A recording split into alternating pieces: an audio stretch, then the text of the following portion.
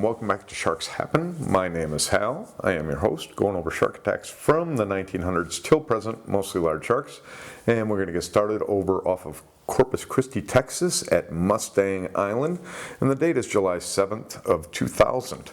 Robby Doolittle is 5 years old, and him and his father and his older brother are standing in the surf. He's 5 years old and he's jumping in waves, so it can't be very deep water. And pretty decent wave comes rolling over, which knocks him and his brother over. His father's within arm reach of both the kids, and he says that when he looks over, Robby's not there. They were supposed to get up after the wave rolled over, and Robby disappears, and he looks around and he notices that a shark is in front of him, and it ends up having little Robby by his left leg. The dad walks over and grabs that shark, and he's holding on to the shark, and he says he got the dorsal fin underneath his armpit and then lifted the shark's head clean out of the water. And then when it finally let go of Robby, he grabbed onto Robby and he looked at his other son and told him to run, and they all got back to the beach. Now the dad had to cradle little Robby's left foot in his hand because it was barely attached by this point.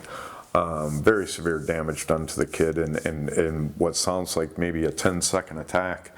You know, the dad looks, didn't see him, saw the shark, grabbed the shark, and the shark released. This had to have been really quick. And the kid had suffered major damage where he needed 3,600 sutures. He needed skin grafts. Although he had skin missing and flesh missing from his left leg, down his leg from the knee down. And although one of his arteries was punctured, but it was still pushing blood to his foot, which is probably why he was able to save his foot. They went through, like I said, 3,600 sutures, skin grafts, vein grafts, to get him good to go from this damage that was done. They said that it was done by a lemon shark, about a 7 to 9 foot lemon shark, had gotten in that shallow water and grabbed hold of him. Pretty normal attack for those sharks, that they just come up and bite. Like he said though, that if this shark would have decided to go to deeper water, he'd have never known what happened to his son. That's some scary stuff, that you're standing there in waves that a 5-year-old is jumping in, and a decent one rolls over and he just disappears, and that's the last you might see of him. Another sad thing is, if he did disappear like that, then it would become one of these unknown questionables and just filed as an invalid attack. So it's a good thing the little boy was able to survive. Man, I don't even know how long that would take to get over, at least to get out of the hospital from something like that, where you need that much stitches and all the skin grafts and everything. I'm sure you're doing some of that from outpatient, but just a terrible situation for a 5-year-old. So that's our story of Robby Doolittle, an attack, an attack, an attempt to predate by a lemon shark, 7 to 9 feet, I believe. Okay, now we're going to head over to Oregon, to Gold Beach, and the date is September 20th of 2004. Seth Mead is 26 years old, and he has gone out in the morning to do some surfing all by himself. So he's out doing some surfing, and it's 8:45 in the morning, and he gets himself situated, sitting, waiting on a wave. So he's sitting on his board, legs down into the water. He's sitting 400 feet off of shore, 35 feet off of a jetty, which is always bad news when you're a jetty in these attacks. It's like there are so many attacks at jetty. I'd like to walk out on a jetty and look at the sharks that are there, because they're always there, it seems. So 35 feet from the jetty, 400 feet from shore, and he's in 10 feet deep water, like I said, sitting upright on the board. So when you're doing that, your lower half is down into the water, probably a foot to 2 feet, and the board kind of sits on an angle. He's hit from below and the right side, and the shark clamps onto his board and his right leg, and it has him by the right leg, and he says he's up kind of bouncing, alternating from bouncing off of his board to bouncing off of the shark's face. And he's looking down at the shark, which has his leg and the board in its mouth, but the board is keeping its teeth from being able to get into him as he's bouncing off between the board and the shark. And in a couple of seconds, the shark just lets him go and goes on its way. He gets himself in and gets himself fixed up. He got into a car, drove, I think it was about maybe 10 kilometers, so you're talking about 8 miles or something, ran into a cop, and he was able to get himself help through that, and they went ahead and fixed him up. They say that it was a white shark. They don't say what size, so, you know, can't imagine that it was any different than the normal ones that are usually, you know, between 10 and 12 feet long that attack a board. Sometimes they're a little smaller, sometimes a little larger. Seems the larger ones attack the boards differently, and it's, you know, either an all-out attack on it, or it's just some kind of a territorial move, usually on the board and not the person. So a lot of times with a larger shark, you might be able to get out of one of those without having the shark bite you, but the smaller ones seem to like to grab onto the legs as they launch themselves up out of the water, or at least launch their heads out of the water. So that's our attack on Seth Mead 26, an attack, not an attempt to predate, and not a fatality. Okay, now we're going to head over to Maui, Hawaii, to Kanahina Cove, which is by a popular snorkel spot known as Dumps. The date is April 29th of 2015. Margaret Crus, she is 65 years old, and she is out doing some snorkeling with two friends. It's about 8:30 in the morning, and I believe they end up 200 yards from shore, and they're in 20 to 30 feet of water, and they can't locate Margaret. So a search is launched real quick, and by 9 o'clock, so you're talking a half hour after they couldn't locate her, they found her face down in the water, floating. I believe it was her left arm that was bitten off. She also had shark bites to her upper torso, so they said it was a tiger shark that went ahead and did that. I'm not sure if it was just one tiger shark, or if other sharks that did the other biting to the torso and one just took the arm. But that's our story of Margaret. We're going to put this down as an attack, an attempt to predate.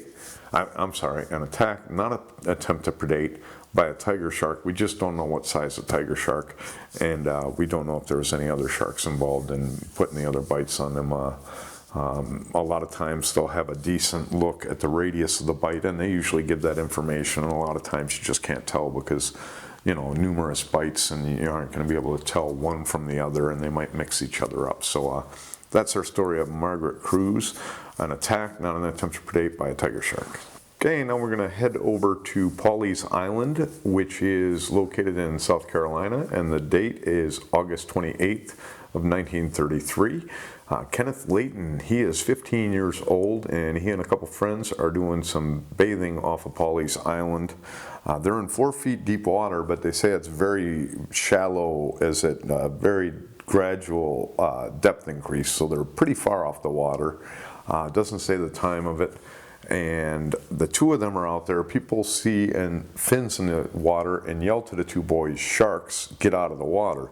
They look down the beach and down the water, or down the beach a ways, and they can see the two fin in the water, and they start heading in. So they're getting in as fast as they can, and they said that they could see that the shark was taking an angle. So it was taking a cutoff angle towards the beach to get to these kids. And as it did, it caught up with Kenneth Layton, and it was able to bite his right heel and foot and part of his leg. He ended up with some pretty major damage to his foot, including some major tissues. There's some tissue loss, but there's also many severed tendons, including the Achilles tendon. So he survives the attack, but this is a shark that, you know, started well off of these boys and took an angle to be able to meet them before they could get out of the water. I've seen it before in, you know, a couple of great white. Wasn't really an attack on the one surfer. It was kind of like an intimidating move. Came at him and kind of slid to a stop, kicking off a wave at him. And I think I've seen it in one other attack. I've seen it in great whites. I haven't, and only a couple. I haven't seen this in any other sharks, and it seems to be pretty rare where they're taking an angle to cut you off. So I'd be interested in knowing if other sharks do that along with the great white. Seems kind of crazy that they know to take an angle to be able to get to where they know where you're heading to be able to do so. It's just kind of amazing to me. So they must know a little bit of something about what we can do, and this shark was heading that off. no telling what type of shark it is, so I'm just saying that I've only came across it in a white shark. This could be any kind of shark. It could be a bull shark, could be anything. But you know, Kenneth ends up surviving. That's the most important thing. We're going to put this down as an attack, not an attempt to predate, and we don't know what kind of shark. Okay, now we're going to head over to Atlantic Beach, which is in Jacksonville, Florida, and the date is September 12th of 1976. Ricky Karras and his brother Mike Karras, who is 16 years old, the two of them head to the pier at Atlantic Beach where they're going to go swimming. Now it says that on this day there is scarce people in the water. There's people on the beach, but they're not going into the water. And it says that this Atlantic Beach pier is known for the people catching sharks right there off of the pier. So these two boys were going to go swimming right in that area. Nobody noticed them even go into the water, let alone disappear. And people didn't know what to think. They were going to think that they drowned if they even did get into the water. But 5 miles away from that pier, they ended up finding Michael Karras' body. He ended up with a bite wound to his leg and to his shoulder. They said it was a 10-inch diameter, and the one bite was 7 inches by 10 inches. So it went in 7 inches deep and was 10 inches wide. Another bite to the leg was 10 inches wide. The coroner came out and said that, you know, he passed away from a shark attack.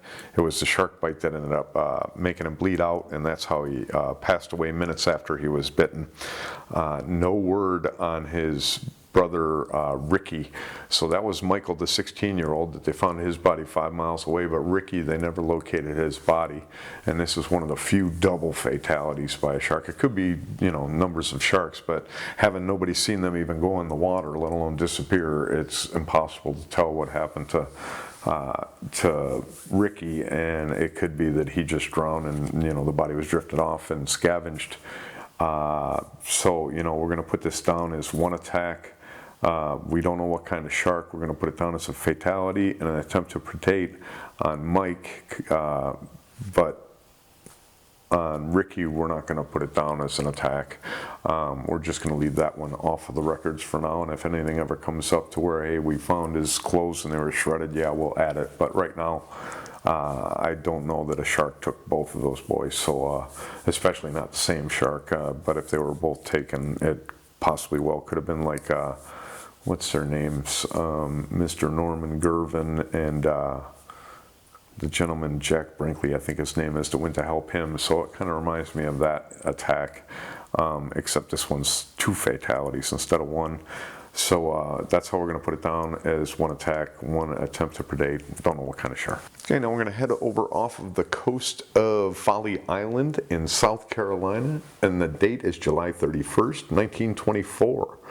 Louis Kornharens, he is outstanding in the water, standing in about waist deep water, so you're talking just over 3 feet of water he's probably in. And it doesn't say what time of day or how far he is from the shore, but a shark comes up and just clamps on both of his legs. So he looks down and he's got a shark with both of his legs in his mouth. He reaches down and hit the shark. It looks like one time, and the shark let him go and swam off. He got himself into shore and got in and needed 100 stitches to sew up his wounds. A witness had said that they saw about 6 feet of a shark, but you know, that's whatever he could see of the shark. It's probably a little bit longer than that. So at least a 6-foot shark. They don't know what kind, but when they were doing the fixing up of his leg, which he had a bite to his lower and upper leg on that situation, so it sounds like that it, you know, got both involved in the one bite. But it doesn't sound like there was damage to the other legs, so it sounds like that they just grabbed the one leg and couldn't clamp on them both. Otherwise, it would have said that the other leg was badly damaged, and it's only one. And they did find a tooth fragment when they were doing their operation, and it turns out to be that of a Mako shark.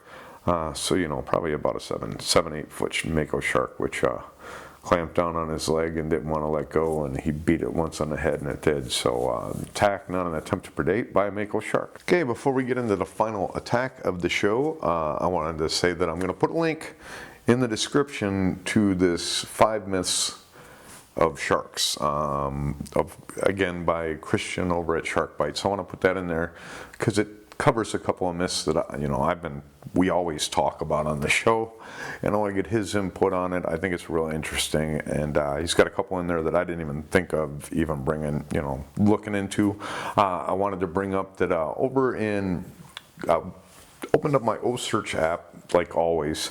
I don't see anything right on the shore anywhere, but I do see over in Papua New Guinea, there's like it looks like a gulf, kind of a gulf in the southern part of Papua New Guinea. There's a juvenile whale shark real close to shore right in there. I think that's kind of cool. So you guys got a juvenile whale shark in there. All I'm seeing other than that is tiger sharks all in that area of New Caledonia and Australia, at least Queensland, Australia side, of course, leading out towards Caledonia and then the white sharks over in Florida. I had been watching them my last trip down to the Keys. I was down there in March, so just over 2 months ago. There was a good 3 to 4 sharks that were down there in the area passing through. It already passed through. But 2 of them, Maple and Scott, I think they were both down pretty close to where we fished down there off Isla Morada. It was a little bit south of there. It was more like in Marathon, so it was a little south of where we go, but they seem to hug on the O-Search app. You can see where the shelf is, and they seem to hug that as they're going around, so they're miles offshore when they're going around the Keys there.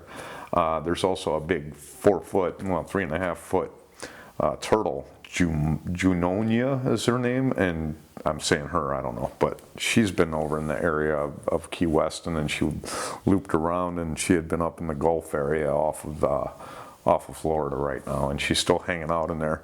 But the waters must have warmed up pretty good, because no whites are pinging there in Florida very much anymore. There's just one, Brayton, I believe his name is, and he's hanging around in Jacksonville now. But they have all that are pinging at the top of the water. They're pinging up probably around Virginia Beach and north. Not a lot of them south of there. There was quite a few of them just running the whole coast, but the waters must be warming up, at least the surface waters, because the whites are not sitting at the top of the water down there, and they seem to be moving north. So I thought I'd bring that up, but I want to bring up the whale shark there. I'm going to post a link to that, like I said, that the 5 myths, and I wanted to tell you, yeah, I've seen there's a video of this attack that just happened over off of Egypt on a woman she ended up losing an arm and a leg, probably more injuries than that. It sounds like it was another one of those oceanic whitetips, and those, you do not want to go down to one of them things. That is not a good attack, because you're aware of too much of it. So I'm going to wait on all these newer attacks to let everything come out. I did watch Tracking Sharks coverage of the one off of Egypt. I watched another one Tracking Sharks. They just covered one off of somewhere else. It might have been the Florida attack, but I don't know. I've been seeing different fish. I've been seeing bull shark. I've been seeing white shark. I'm going to hold off until that thing hashes itself out a little bit further on that one. So these ones that, especially if they're fatal and they're this year, I won't cover them. I'll cover them next year. I will cover them if they're video. If people are throwing them out and they're talking about them, fine, I'll deal with it. But I don't want to be the first one covering a fatality to somebody that just lost a loved one. I mean, I can wait a year for that. Got plenty of catching up to do. So after that, we're going to finish out the show, and we're going to go back to Florida. And this is in Cumberland Sound in Florida, and it's way back in 1889, and it's just a regular attack. This is just for this whole episode. Every attack has been off of the United States, and that's for the 4th of July that we're about to celebrate here in America. So I love 4th of July, so I figured I'd just grab attacks all off the coast, and we go for that. And that's the same with this ending attack. But Eddie Rowe is his name, and he was in the water with 15 other friends over in the Cumberland Sound in Florida, and a shark came in and bit him. And it sounds like a boat was really close. It got to him as soon as it could, pulled him up onto the boat, and he stopped bleeding shortly after being pulled up and passed away. In the water with 15 others, and you still get bit. I mean, those are the ones that are kind of creepy to me, because it's got all these you know, it's got all these options, and it ends up with whoever it ends up with. Always creepy to me, but I wanted to go over that one, and I wanted to keep this all off of the United States for today. I hope you enjoyed the show. I hope you'll be back in a few more days. The next show I'll be down in the Keys. While everybody here in the States are having their little cookouts tomorrow for the 4th of July, I'll be on I-75. Hopefully everybody's off of I-75, and I'll have a nice smooth trip down there to get down to the Keys to do my red snapper fishing, and I got a couple other things I got to take care of when I get down there. And as soon as I get back, we'll be having some merchandise for everybody. So that's, you know, 2 weeks away from now. I'll get some merchandise going, and you'll be able to get that on the website, and I'll go ahead and talk about that when I get back from then. But we will have attack shows while I'm in the Keys, so I will see you in a few days. But remember, if you go into that water, you are much more afraid of those sharks than they are of you.